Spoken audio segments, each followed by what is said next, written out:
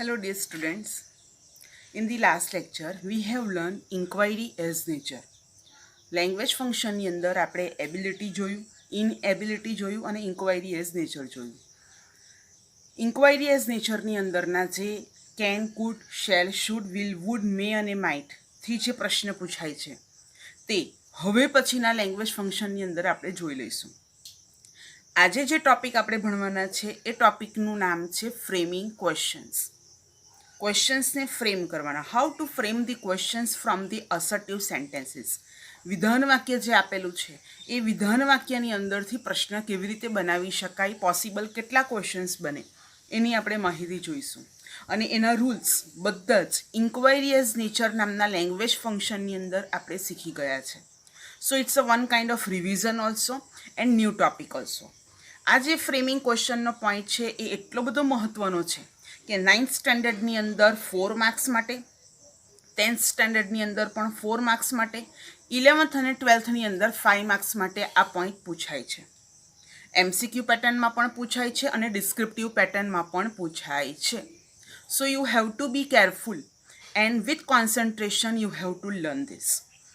અને તમારે જો જોવું હોય તો style of paper VC Khatri grammar book, જે તમારી પાસે એક સિલેબસ તરીકે આપણા નવસારીના ખૂબ જ જાણીતા ઇંગ્લિશના વીસી ખત્રી સાહેબ કે જેણે બુક દર વર્ષે બહુ બધી બુક પબ્લિશ કરે છે, તેમાંની એક બુક તમારી પાસે છે અને એ છે વ્યાકરણની બુક, ઇંગ્લિશ ગ્રામર બુક. એની અંદર લાસ્ટ પેજ ઉપર તમે જોશો તો લાસ્ટ 10 પેજ સુધી 3 એક્ઝામ્સ માટેના પેપર્સ છે. એ પેપર્સની અંદર તમે આ ફ્રેમિંગ ક્વેશ્ચન્સ કેવી રીતે પૂછાય છે એ તમે જોઈ શકો છો અને લેંગ્વેજ ફંક્શન પણ કઈ રીતે પૂછાય છે એનો પણ તમને આઈડિયા થોડો આવી જશે. So please take a pen and notebook. With concentration you have to learn this point. The point name is framing questions. ક્વેશ્ચન્સને ફ્રેમ કરવાનો છે તો એને માટે જરૂરી હોય એવા એક્ઝામ્પલ્સ આપણે જોઈ લઈશું. ફ્રેમિંગ ક્વેશ્ચન્સની અંદર જે એક્ઝામ્પલ પરથી તમને થોડો આઈડિયા આવી જશે. First sentence, Valmiki wrote the રામાયણા.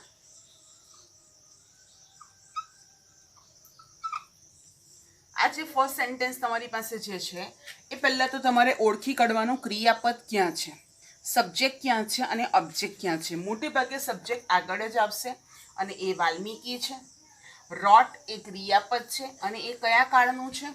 Right, rote, return, V1, V2, V3.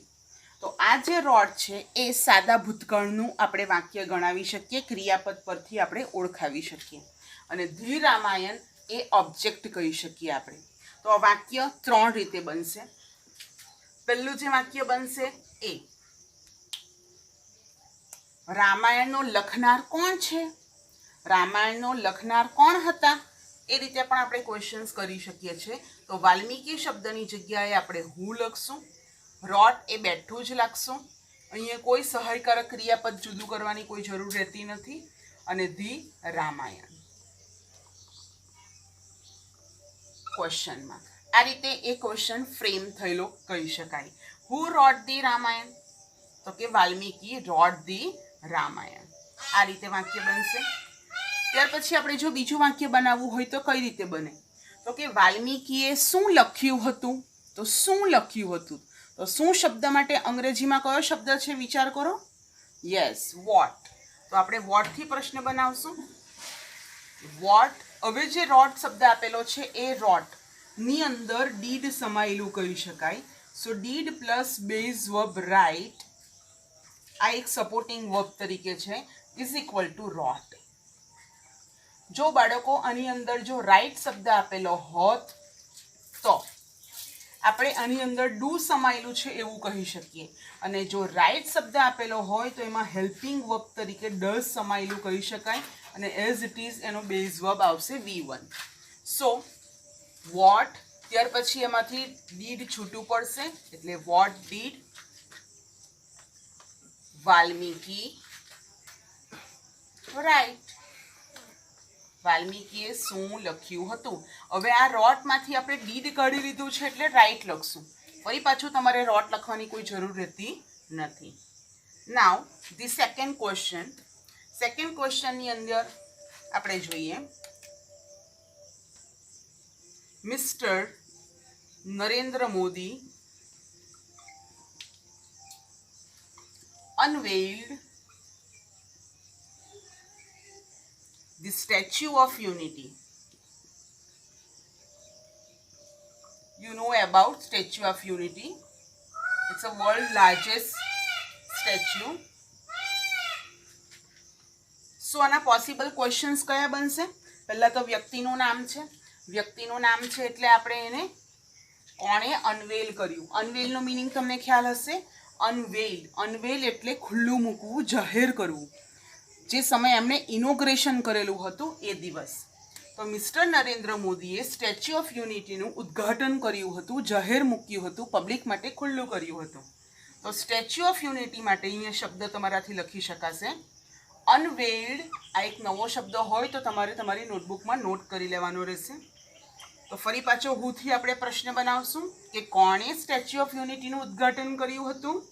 Who અનવેલ્ડ the Statue of Unity? Question mark is necessary. Question mark. Second possible question બનશે કે નરેન્દ્ર મોદીએ શું જાહેર કર્યું હતું, શું ખુલ્લું મૂક્યું હતું? તો કે સ્ટેચ્યુ ઓફ યુનિટી. તો ફરી પાછો વોટ થી ક્વેશ્ચન બનશે. Vote did mister Narendra Modi. હવે ડીડ આપણે લખી દીધું છે એટલે બેઝ વર્બ લખશું અનવેલ. ક્વેશ્ચનમાં what did mister Narendra Modi unveil. આ રીતે આપણે ક્વેશ્ચન બનાવતા રહીશું. તો હવે આપણે 10 સેન્ટેન્સ બનાવીએ. 2 સેન્ટેન્સ થયા. હવે આપણે ત્રીજું સેન્ટેન્સ જોઈએ.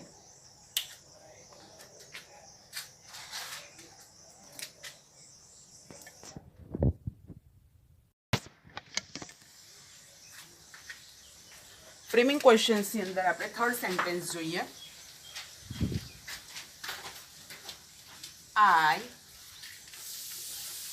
do not go outside because of lockdown.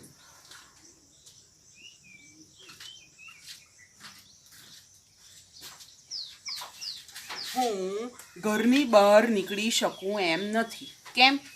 કારણ કે લોકડાઉન છે. તો ઘરની બહાર નીકળી શકાય એમ નથી. તો સૌ પ્રથમ બીકોઝ આપેલું છે એટલે આપણે વાયથી પ્રશ્ન બનાવી દઈશું. Why don't you go. Do not અથવા ડોન્ટ બંને લખો તો ચાલે. ડોન્ટ એ ડુ નોટનું એબ્રિવિએશન છે, એનું સંક્ષિપ્ત રૂપ છે, એનું મિતાક્ષર રૂપ કહી શકીએ આપણે એને. Y don't you. આઈ છે આપેલું તો પ્રશ્ન પૂછો તો પોતાની જાતને પાછો પ્રશ્ન નહીં પૂછાય, બરાબર? એને સામેવાળાને આપણે પ્રશ્ન કરવો પડે એટલે આઈનું અહીં યુ થશે. Y don't you go outside? Question mark. ત્યાર પછી બીજો ક્વેશ્ચન બનશે આઈ માટે. હુ don't go outside because of lockdown. Question mark must be necessary. Now, next question is they will reach at Surat in the morning. તેઓ સવારે સુરત પહોંચી જશે. Rich એટલે પહોંચવું. તો આની અંદર પણ પોસિબલ જેટલા ક્વેશ્ચન્સ હશે એટલે આપણે બનાવશું. ધ્યેય માટે હુથી પ્રશ્ન બનશે. Who will reach at Surat in the morning?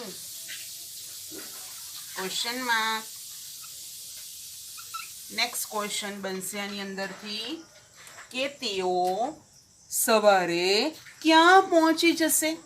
ક્યાં માટે અહીંયા સુરત, બરાબર. તો અહીંયા સુરત એ પ્લેસ દર્શાવે છે. તો કોઈ પણ સ્થળ કે જગ્યા વિશે કંઈ જાણવું પૂછવું હોય તો આપણે વેરથી પ્રશ્ન બનાવ્યો છે. એવું આપણે ઇન્ક્વાયરીઝ નેચરની અંદર રૂલ્સ ભણી ગયા હતા. તો વેર, ત્યાર પછી સપોર્ટિંગ વર્બ તરીકે વિલ લઈશું અને ત્યારબાદ આપણે કર્તા લઈશું. કર્તાનો જે ટી છે એ અહીંયા અંદર આવતા સ્મોલ થશે. જો કોઈ વ્યક્તિનું નામ હતે અહીંયા જો ઠાકોરભાઈ હતે તો આપણે એને અંદર જો લેવા માટે તો ટી કેપિટલ રહેતે, પણ અહીંયા સબ્જેક્ટ તરીકે પ્રોનાઉન ટી છે અને એ ધે અંદર સ્મોલ થશે ટી તરીકે. Where will they reach in the morning? ક્વેશ્ચનમાં આ રીતે બનશે. ત્યાર પછી ક્યારે પહોંચશે? તો કે ઇન ધી મોર્નિંગ. ક્યારે? સમય.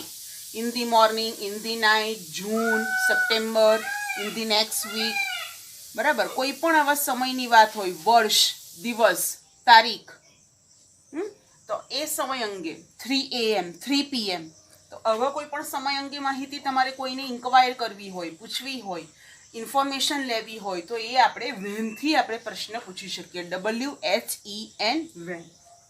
સો keep in mind that it's very easy. When will they reach at Surat? Question માં એટ અહીંયા પ્રિપોઝિશન તરીકે યુઝ થયું છે. એટ એ સ્થળ દર્શાવવા માટે પણ એનો યુઝ થાય છે અને એટ એ સમય દર્શાવવા માટે પણ યુઝ થાય છે. જે આપણે ફ્રેમિંગ ક્વેશ્ચન લઈએ છીએ ને ત્યાર પછીના આપણે એક ટોપિકની અંદર પ્રિપોઝિશન્સ પણ શીખીશું. સો આ રીતે અહીંયા પોસિબલ 3 ક્વેશ્ચન બને છે. તો બાળકો આ આપણે નોટ કરી લઈશું કે આવી રીતે અલગ અલગ પ્રકારે પણ વાક્યો બની શકે છે. હવે પરીક્ષામાં કઈ રીતે પૂછાય છે એના વિશે આપણે વાક્યો જોઈએ.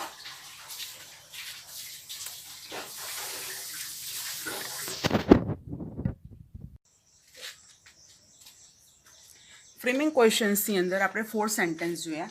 નાઉ 5th. Hari is sleeping due to his illness. Dhoni drinks 3 liters of milk every day. Thomas Edison invented electric bulb with a lot of hard work. તો આ જે સેન્ટેન્સ છે એની અંદર પરીક્ષામાં જઈ કઈ રીતે પૂછાય છે તો કે પરીક્ષામાં આ રીતે સેન્ટેન્સ આવે અને મેઇન પાર્ટ કોઈ પણ એક અંડરલાઈન આવે. જો અહીંયા હરી વર્ડ અંડરલાઈન હતે તો આપણે હુથી પ્રશ્ન બનાવેલો હતો, બરાબર. હરી અત્યારે સૂઈ રહેલો છે કારણ કે હિઝ ઇલનેસ, તેની ઇલનેસને કારણે, એની બીમારીને કારણે હરી અત્યારે સૂઈ રહ્યો છે. તો આ એક સેન્ટેન્સ આ રીતે બને. તો ડ્યુ ટુ આપેલું હોય, બીકોઝ ઓફ આપ્યું હોય, બીકોઝ આપ્યું હોય, ઓવિંગ ટુ આપ્યું હોય, આવા બધા શબ્દો આપ્યા હોય, એન અકાઉન્ટ ઓફ આપ્યું હોય તો એ બધા કારણો દર્શાવે છે. તો વાયથી પ્રશ્ન આ રીતે બનશે. વાય, WH શબ્દ પછી હંમેશા એનો સપોર્ટિંગ વર્બ આવશે, સહાયકારક ક્રિયાપદ આવે. માત્ર હુઝ, હાઉ મચ અને હાઉ મેની આ 3થી જ્યારે પ્રશ્ન પૂછીએ ત્યારે એની એક્ઝેક્ટ બાજુની અંદર સપોર્ટિંગ વર્બ નહીં પણ નાઉન અથવા સબ્જેક્ટ ત્યાં આવે. અહીંયા WH શબ્દ વય છે, વયની બાજુમાં અહીંયા ઇઝ આપેલું છે એટલે વય ઇઝ. ત્યાર પછી અહીંયા કરતા આપણે લખશું એટલે હરી, હરીનો H કેપિટલ રાખવાનો રહેશે. વય ઇઝ હરી સ્લીપિંગ. આ રીતે અહીંયા વાક્ય બનશે. અંડરલાઇન પાર્ટ જે છે એ એનો આન્સરની અંદર આપણે જ્યારે ક્વેશ્ચન બનાવીએ ત્યારે એ શબ્દ આવશે નહીં. અંડરલાઇન પાર્ટ જ્યારે આપણે ક્વેશ્ચન ફ્રેમ કરશું ત્યારે એ પાર્ટને હાઈડ રાખવાનો રહેશે. Dhoni drinks 3 liters of milk every day. Dhoni દરરોજ 3 લીટર દૂધ પીવે છે. દરરોજનું જેનું આ કામ છે. તો મિલ્ક એ ગણી શકાય એમ નથી, એ માપી શકાય. એટલા માટે આપણે એને હાઉ મચથી પ્રશ્ન લઈશું કારણ કે અહીંયા લીટર્સમાં પણ અંડરલાઇન આપેલી છે. જો અહીંયા લીટર્સમાં અંડરલાઇન નહીં હતે, આ રીતે હતે અને 3 એટલે માત્ર 3 તો એ ગણી શકાય એવું છે તો આપણે એને હાઉ મેનીથી પ્રશ્ન પૂછતે. પણ અહીંયા લીટર્સ પણ આપણે અંડરલાઇન પાર્ટ આપેલો છે એટલે આપણે એને આન્સર તરીકે લઈશું. તો આ રીતે વાક્ય બનશે, હાઉ મચ મિલ્ક. આ મિલ્ક શબ્દ જે નાઉન આપેલો છે તે આપણે અહીંયા લખી દેવાનો રહેશે. પછી આપણે આ ડ્રિંક્સમાંથી ડઝ છૂટું પાડશું.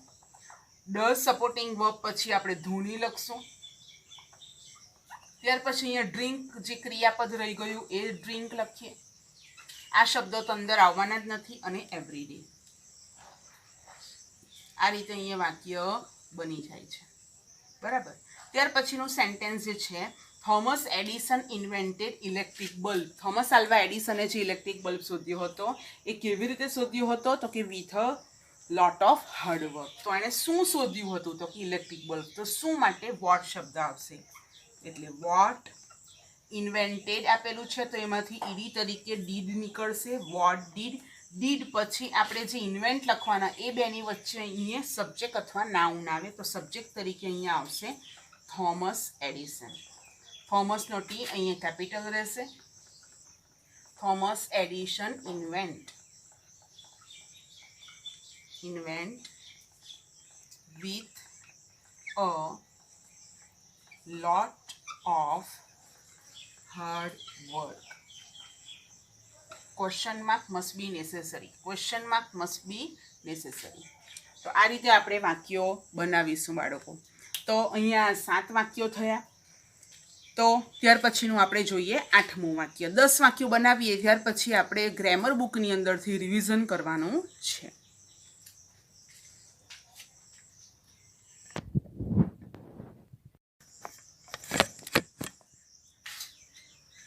ફ્રેમિંગ ક્વેશ્ચન્સની અંદર આપણને જે પરીક્ષામાં પૂછાય છે એ રીતે જોઈએ. ઘણીવાર MCQ તરીકે પણ પૂછાય. અહીંયા 4 ઓપ્શન પણ આપેલા હોય. આ રીતે અંડરલાઇન પાર્ટ તો હોય જ.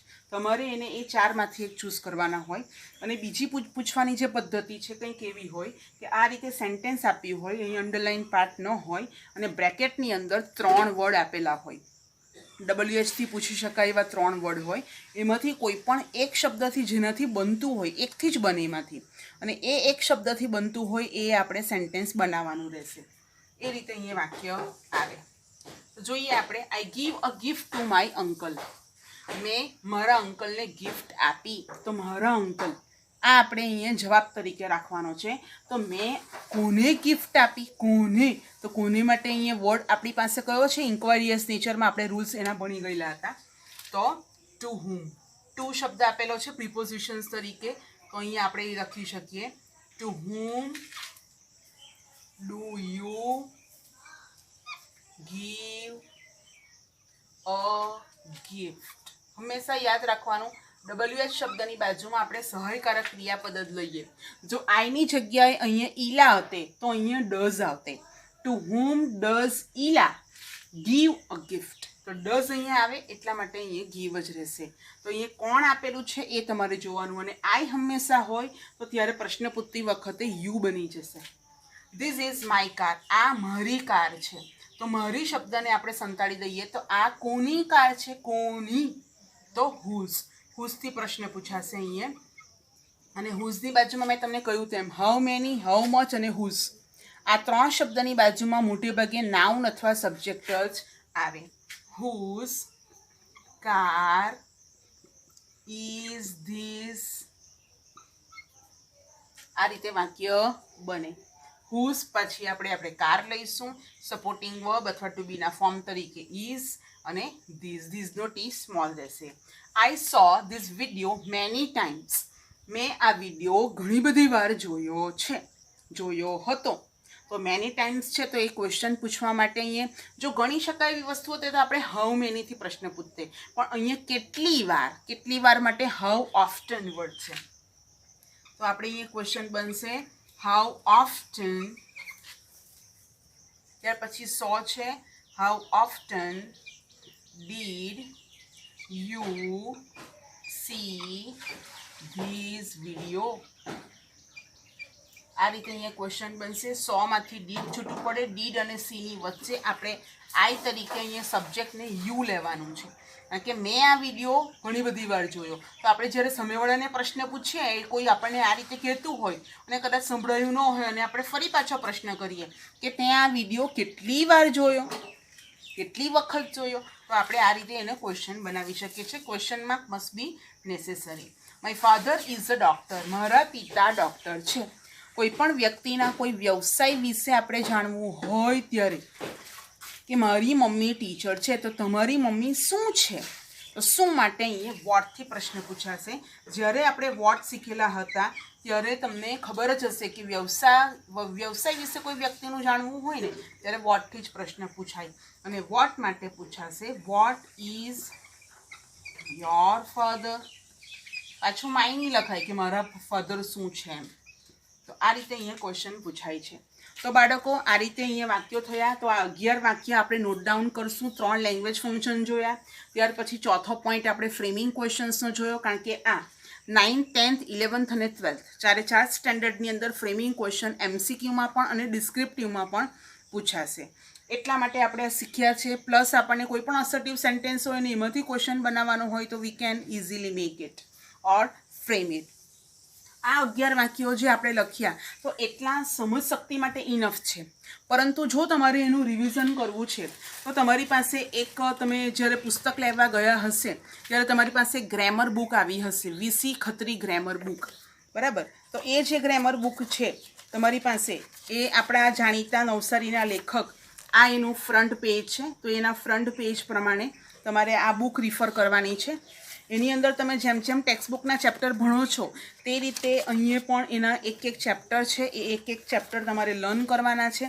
પહેલું જે તમારું ચેપ્ટર છે ચિત્તાઝ ટીયર્સ તો એ ચિત્તાઝ ટીયર્સની અંદર એના વર્ડ્સ પણ અહીંયા તમે જોઈ શકો છો ડિફિકલ્ટ વર્ડ્સ તમને આપેલા છે સિનોનિમ્સ છે એન્ટોનિમ્સ છે જાણવા જેવી બધી વસ્તુઓ છે અને વોકેબ્યુલરી એન્ડ માટે બધા વર્ડ્સ આપેલા છે એ તમારે ચેપ્ટર વાઇઝ રોજ એક પેજ તમારે આ બુકમાંથી લર્ન કરવાનું છે અને કંઈ પણ ક્વેરી હોય તો તમે મને મોકલી શકો છો તો આ રીતે તમારે પહેલું જે ચેપ્ટર છે એની અંદર તમે જે તમને રોહન સરે પાસ્ટ ટેન્સ શીખવ્યો છે સિમ્પલ પાસ્ટ ટેન્સ તો એ simple past tense related revision છે અને એના પેરેગ્રાફ ટ્રાન્સફોર્મ કરવાના છે તો તમે આ બધી વસ્તુ રૂલ્સ વાંચીને ઓરલી કરી શકો છો અને કરવું જોઈએ રોજ એક પેજ આની અંદરથી આપણે કરવું જોઈએ તો એની અંદર પેજ નંબર 7 to 10 7 નંબર પરથી શરૂ થાય છે પેજ કે જેની અંદર આપણી પાસે WH ક્વેશ્ચન્સનું રિવિઝન જોવા મળે આ જે 11 વાક્યો આપણે કર્યા એના જેવા બીજા બધા જ વાક્યો પરીક્ષામાં કઈ રીતે પૂછાય એ 10 નંબરના પાના સુધી છે એમસીક્યુના સ્વરૂપે છે તમારે આને લખવાની જરૂર નથી રહેતી અત્યારે પણ પરીક્ષા માટે આ ખૂબ જ અગત્યનું હોવાથી તમારે આને ઓરલી સોલ્વ કરવાનું છે પેન્સિલથી એના આન્સર્સ ત્યાં ટીક માર્ક કરવાના છે લર્ન કરવાના છે અને કંઈ પણ સમજ ન પડે તો એ પોર્શનનો તમે ફોટો પાડીને પણ આપણી એપ્લિકેશનમાં ક્વેરીના પોઈન્ટમાં તમે મને મોકલી શકો છો એટલે I will solve it as early as possible અને ત્યાર પછી જે ટેક્સ આપણે ચેન્જ કરવાની છે એ ટેક્સ તમે ટેન્સીસ પણ જેમ જેમ ભણો તેમ આ ટેક્સના એક પેરેગ્રાફ 3 લાઇન્સના પેરેગ્રાફને આપણે અહીંયા સોલ્વ કરીએ છીએ તો એ તમે જેટલું વધારે કરો એટલું વધારે યોગ્ય છે તમે ઘરે ફ્રી નહીં બેસી રહેશો તમે ઇંગ્લિશ ગ્રામર એ એવી વસ્તુ છે કે તમે એમાં જેટલું નોલેજ મેળવશો એટલું તમને ઓછું પડશે અને નોલેજ જેમ મેળવતા તમને ખૂબ જ આનંદ આવશે એની સ્યોરિટી છે So I hope you learn this, you refer this, and if any query, just send me. Okay? Next lecture ની અંદર આપણે next language function જોઈશું.